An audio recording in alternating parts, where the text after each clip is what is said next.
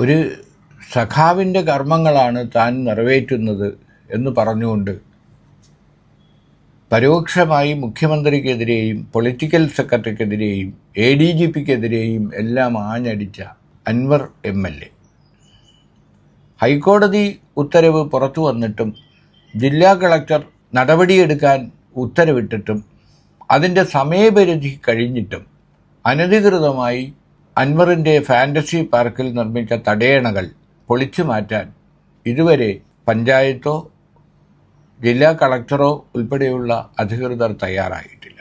അഴിമതിക്കെതിരെ കുരിശുയുദ്ധം പ്രഖ്യാപിച്ചിരിക്കുന്ന PV അൻവർ താൻ ഉയർത്തുന്ന കാര്യങ്ങളിൽ ആത്മാർത്ഥതയുണ്ടെങ്കിൽ, സത്യസന്ധതയുണ്ടെങ്കിൽ, അനധികൃതമാണ് എന്ന് ഹൈക്കോടതി കണ്ടെത്തിയ, ജില്ലാ കളക്ടർ കണ്ടെത്തിയ തടയണകൾ സ്വയം മാറ്റാനുള്ള ആർജവമാണ് കാണിക്കേണ്ടത്.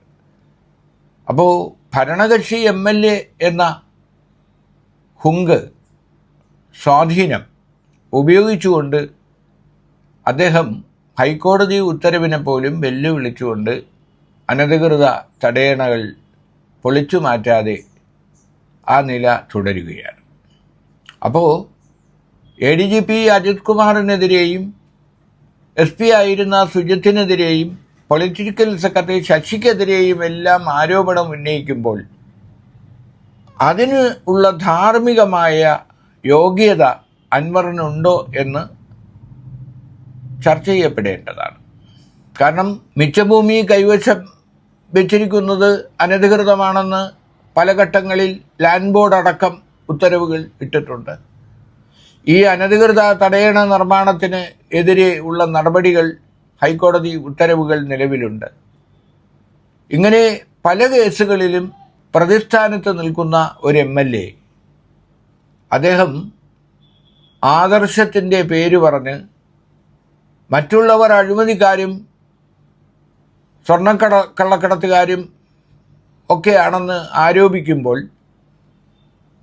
ഈ വിഷയങ്ങൾ ചോദ്യം ചെയ്യാനും നടപടിയെടുക്കാനുമുള്ള ആർജവം പിണറായി സർക്കാരിനുണ്ട്.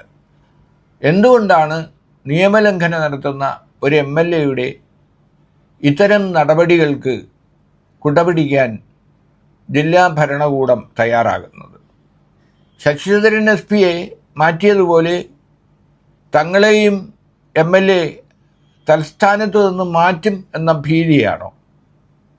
അപ്പോൾ താൻ നടത്തിയിട്ടുള്ള നിയമലംഘനങ്ങൾ, വഴിവിട്ട കാര്യങ്ങൾ പുറത്തു വരാതിരിക്കാനുള്ള ഒരു മറയായിട്ടാണോ ഇപ്പോൾ അദ്ദേഹം പിണറായി സർക്കാരിനെതിരെ, ആഭ്യന്തര വകുപ്പിനെതിരെ ആരംഭിച്ചിരിക്കുന്ന യുദ്ധം എന്ന് നാം ചിന്തിക്കേണ്ടതാണ്.